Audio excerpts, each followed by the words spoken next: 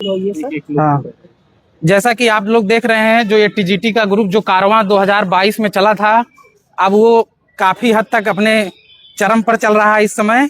और ये जो इसका टेस्ट सीरीज आयोजित होता था, उसमें कंटिन्यू चलने के बाद जो ये 2022 की परीक्षा हुई थी, उसमें हमारे जो सिलेक्ट कैंडिडेट हैं, उनके लिए आज उनका सम्मान समारोह आयोजित किया गया है 15 अगस्त के अवसर पर।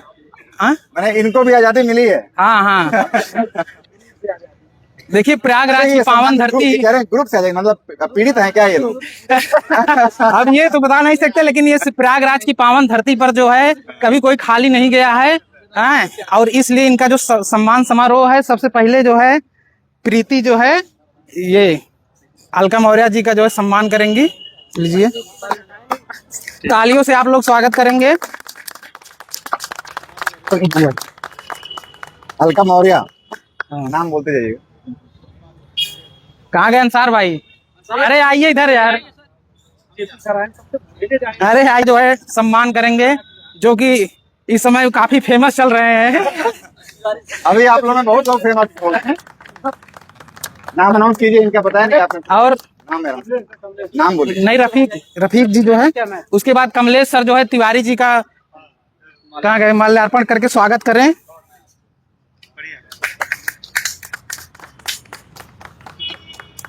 माला पूरा बनो हो जाएगा। नाम उनका बताइए। चंद्रशेखर पाल। आदित्य सर कहाँ गए? आइए, शैलेंद्र सर का आप स्वागत करिए जो है।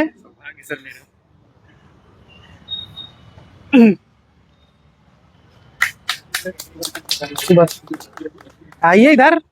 अरे आप आइए। मनोज सर का जो है स्वागत करिए आप। वीरेंद्र सर का ही करेंगे। अरे यार, मलो कम हो जाएगा क्या? हाँ, अब हाँ, राम ललित जी जो है, वीरेंद्र यादव जो हमारे सिलेक्टेड कैंडिडेट हैं, उनका स्वागत करेंगे। लीजिए, माल्यार्पण करिए।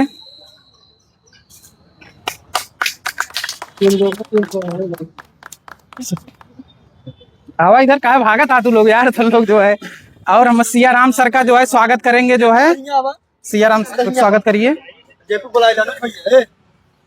हाँ हाँ, जेपी सर कहाँ गए? आइए। आशुतोष जी का स्वागत करिए आप। आशुतोष सर का जो है 26वीं रैंक है इनका टीजीटी में। 26वीं रैंक। टॉपर नहीं है, टॉपर वो बगल में भाई। अच्छा, उनसे भी ऊपर है। उनके यहाँ 22वीं रैंक है। पवन कुमार पाल सर का स्वागत जो है। कहाँ गए हफीज सर? कहाँ गायब हो गए? अखिलेश सर कहाँ है? लीजिए सर, माल्यार्पण करके स्वागत करिए। क्या नाम है? पवन कुमार पाल। हाँ, रैंक क्या बताया आपने? 22वीं रैंक है। और अब जो सिलेक्टेड कैंडिडेट हैं, जिनका चयन नहीं हुआ है, उनके लिए थोड़ा मार्गदर्शन का काम करेंगे। कुछ बताएं अपनी जो इनके चुनौतियां आई, जो इनको मतलब कि तैयारी में क्या क्या कैसे करना है, हम लोग को भी कुछ अपना मार्गदर्शन करें। और क्योंकि वैकेंसी लगी हुई है, तो हम लोग भी इनके कदमों पर चलेंगे, जैसे कि सिलेक्ट कैंडिडेट की और फिर हम लोग भी 2000 मान चलिए कि ये दिसंबर में, इस एग्जाम में, हाँ 2026 में हम लोग भी ये रहे कि हम लोग भी 2026 में सिलेक्ट हो गए हैं। तो ऐसा ही अब बाकी। सबसे पहले मैं इस सम्मान के लिए अनुज मौर्य को और बाकी सभी उपस्थित संघर्ष के साथियों को बहुत बहुत धन्यवाद करना चाहूँगी।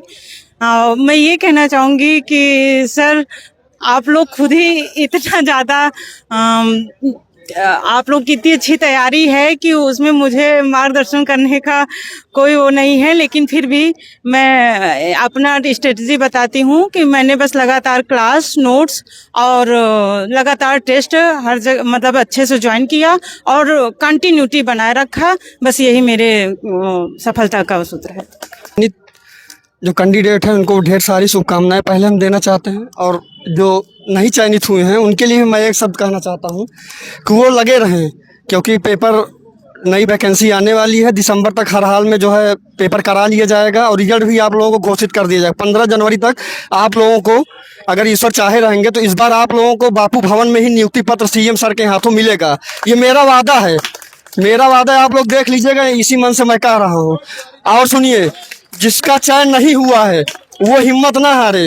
हो सकता है ईश्वर उनके बारे में कुछ और अच्छा लिखा हो और वो निरंतरता अपनी बनाए रखें। जैसे पढ़ रहे हैं वैसे ही, क्योंकि इसमें सीटें कम थी, होना उतने ही लोगों का था जितनी सीटें थी, तो अपनी निरंतरता बनाए रखें।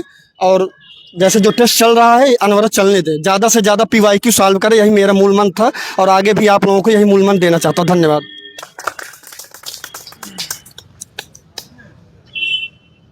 हम तो आप लोगों को एक बात कहना चाहते हैं कि निराश न होइए। इस बार सफलता आपको अवश्य मिलेगी। भर्ती भी बहुत ज़्यादा है और आप लोग लगातार प्रयास करते रहिए। प्रयास ही आप लोगों को उस मुकाम तक पहुंचाएगा जहां आप लोगों ने जाने की उम्मीद किया होगा। और आप लोग ज़्यादा से ज़्यादा, जो लोग कहते हैं कि क्या पढ़े क्या ना पढ़े, मैं तो उनको कुछ छोटी चीज़ें ही बताऊंगा जो पढ़ने के लिए। ज़्यादा ना पढ़ाई करे, जैसे लोग कहते हैं NCERT पढ़िए, ये पढ़िए, वो पढ़िए, ऐसा कुछ नहीं है। आप लोग सिर्फ घटना चक्र को सही से पढ़ लेंगे ना तो आपको सफलता अवश्य मिलेगी। वो काम मैंने भी किया है। अब NCERT के चक्कर में पढ़े, लेकिन इतना ज़्यादा प्रेशर न डाले कि उसी पर पूरा फोकस्ड करे, वही हमें सफलता दिलाएगी। आप 60 तरीका ढूंढ सकते हैं सफल होने के लिए। प्रयास कीजिए, आप लोगों को इस बार सफलता अवश्य मिलेगी। मैं अपने सभी साथियों को स्वतंत्रता दिवस की हार्दिक शुभकामना देना चाहता हूं।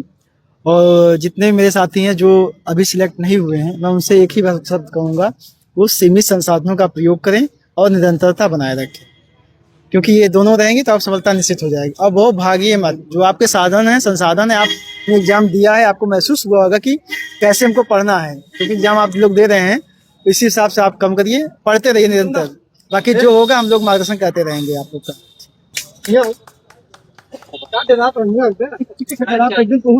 सबसे पहले अनुज भाई को और जो जितने भी आए साथी को, सभी को धन्यवाद जो पूरा हमें समय दिया है। और रही बात पढ़ाई की है तो आप प्रैक्टिस मारते रहिए। और दूसरी चीज़ क्या नाम है, 60 नोट वगैरह तैयार करिए और फिर क्वेश्चन सॉल्व करिए। तो सभी सिलेक्टेड लोगों को बधाई हो, और जिनका नहीं हुआ है वो भी अपनी तैयारी को पुख्ता और मजबूत करते रहें और उनका भी हो जाएगा, ठीक है। और इस आप अपनी तैयारी के माध्यम में सामग्रियों को सीमित रखें और लगातार रिवीजन और जो है प्रैक्टिस करते रहें। यही सबसे बड़ा मंत्र है, इसके अलावा कोई मंत्र नहीं है। आप प्रैक्टिस नहीं करेंगे फिर आप उससे दूर होते चले जाएंगे, रिवीजन नहीं करेंगे फिर भी दूर होते रहेंगे। इसलिए आप इन दोनों चीज़ों को रिवीजन और प्रैक्टिस करते रहिए, यही जो है मूल मंत्र है। परिश्रम ही सफलता की कुंजी है, यही मेन ध्येय रहा हमारा। और बाकी जो सेलेक्ट हुए हैं उनके लिए भी वादा, जो नहीं है वो लगे रहें। तो हम मोहम्मद गौस की जो शब्दावली है एक बार कहना चाहते हैं। हुमायूं को जो उन्होंने कहा था कि सफलता रूपी दुल्हन जल्द ही आपके विवाह के मंच पे प्रस्थान करेगी, बस परिश्रम से लगे रहें। ये किसने कहा था, किससे कहा था? मोहम्मद गौस ने हुमायूं से कहा था कि सफलता रूपी दुल्हन विवाह के मंच पर आपके जल्द ही प्रस्थान करेगी, बस लगे रहिए आप। तो लगे रहिए सभी लोग, जल्द ही वैकेंसी बढ़ी है और सफलता निश्चित है। क्योंकि जितना आप तैयारी कर चुके हैं, जो 5 क्वेश्चन से भी बाहर हैं, तो उनकी मेहनत बराबर है। बस किस्मत उनकी साथ नहीं दी है, तो किस्मत कब तक भागेगी? अगर आप जिद कर बैठेंगे तो किस्मत जरूर आपके लिए होगी। और बाकी इतिहास में है तो सफलता, अगर संघर्ष राणा सांगा वाला हुआ है तो सफलता जरूर जश्न जहांगीर वाला आप मनाइए। क्या नाम है आपका? वीरेंद्र यादव सर, इतिहास से ही रहे। इनकी जो बात मुझे अच्छी लगी, इतिहास के विद्यार्थी रहे हैं, सफल है आज, नहीं सफल रहते तब भी जो हम पढ़ते हैं उससे लेसन लेना चाहिए, सीख लेना चाहिए, सर्च करना चाहिए आपको बराबर उससे। हमेशा खोज में बने रहना चाहिए। क्या चीजें कही गई किताबों में, वो किस तर्क पे कही गई, ये चीज। इतिहास सिर्फ घटनाएं नहीं है, इतिहास जिंदगियों का संघर्ष है, समूहों का संघर्ष है, पूरे समाज सभ्यताओं का संघर्ष है, विजेता से लेकर असफलताओं का भी है। अगर इतिहास सिकंदर को जानता है तो राजा पोरस को भी उससे ज्यादा जानता है। मैं आपका अलग से इंटरव्यू करूंगा, लेकिन इन्होंने जो बात कही मुझे बहुत अच्छा लगा। हुमायूं का इन्होंने जिक्र किया, मेरी बहुत इच्छा रही है। इतिहास में एक ऐसा व्यक्ति जो अपनी लाइब्रेरी से गिरकर मरा, किताबों के बीच रहते हुए मरा, अकेला आपको मिलेगा हुमायूं। मेरी चाहत रही है कि दिल्ली में उसकी उस लाइब्रेरी से मैं वीडियो बनाऊं, कभी करेंगे। फिलहाल यहाँ पर जो कार्यक्रम है उसे कवर करते हैं। अध्यक्ष जी को बहुत बहुत धन्यवाद देता हूं और सभी कैंडिडेट चयनित को बहुत बहुत बधाई। देखिए, इसमें सभी लोग समान रूप से मेहनत किए थे, कोई कम मेहनत नहीं किया था, जितनी जिसकी क्षमता थी। लेकिन हाँ, एक चीज़ कहूँगा कि आप दोनों सब्जेक्ट को बराबर टाइम दें, क्योंकि देखिए इतिहास और ज्योग्राफी हमेशा कभी मतलब ज्योग्राफी टफ हो जाए, कभी हिस्ट्री टफ हो जाती है, लेकिन सिलेक्शन का मूल मंत्र है ज़्यादातर पॉलिटी लोगों का सही हुआ है।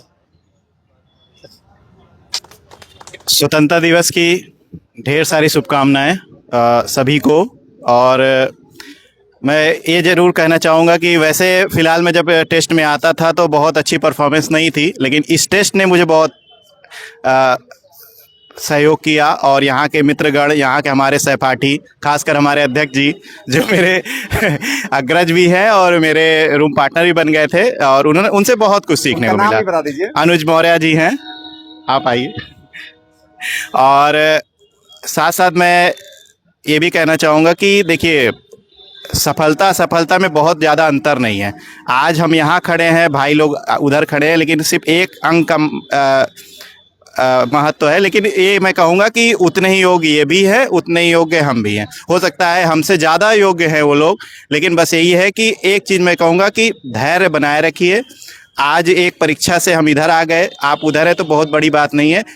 आप भी कल उधर से इधर आएंगे, हम भी कल आपका भी सम्मान उधर से इधर करेंगे। और बस यही कहूँगा, धैर्य बनाए रखिए, कंसिस्टेंसी बनाए रखिए, निरंतर चलते रहिए। ऊंच नीच बना रहेगा, उस पर ध्यान ना दीजिए। और बस मैं यही कहूँगा कि जहाँ निराशा होती है वहीं आशा की किरण जगती है, और बस उस आशा में अपनी उम्मीद बनाए रखिए। धन्यवाद। सबसे पहले मैं पवन कुमार पाल, यहाँ चिल्ड्रन पार्क में उपस्थित सभी जो बंधु हैं, आदरणीय अध्यक्ष महोदय और सबको तहे दिल से इस स्वतंत्रता दिवस पर धन्यवाद देना चाहता हूँ। ठीक, उसके बाद मैं पहले चिल्ड्रन ग्रुप का मैं सदस्य रहा हूँ वहाँ से। उसके बाद हफीज़ सर, अनुज मौर्य सर के नेतृत्व में मैं यहाँ पर आया चिल्ड्रन पार्क में। ठीक, उसके बाद जो हमारा सिलेक्शन हुआ है, इसमें अध्यक्ष बंधु और जो सहयोगी गण है, ये सब सदस्यगण, इनका बहुत बहुत स्वागत है, बहुत बहुत धन्यवाद है, उनका बहुत योगदान है। ठीक, अब जब इतना नाम ले लिया अनुज कुमार मौर्य का, तो उनको हमारे मैसेज कर करके लोग परेशान कर देंगे। इनको अपने बीच ही ले लीजिए। आ जाइए सर, आ जाइए। क्योंकि इतने मैसेज आएंगे इनका करिए आप लोगों को क्या कर।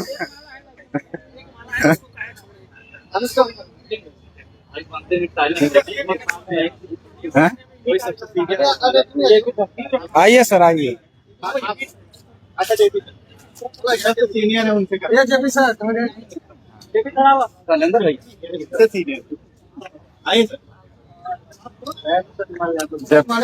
जब सारे कैंडिडेट ने जब इनका नाम ले लिया तो मुझे कहना पड़ा कि इनका जरूरी है लेना।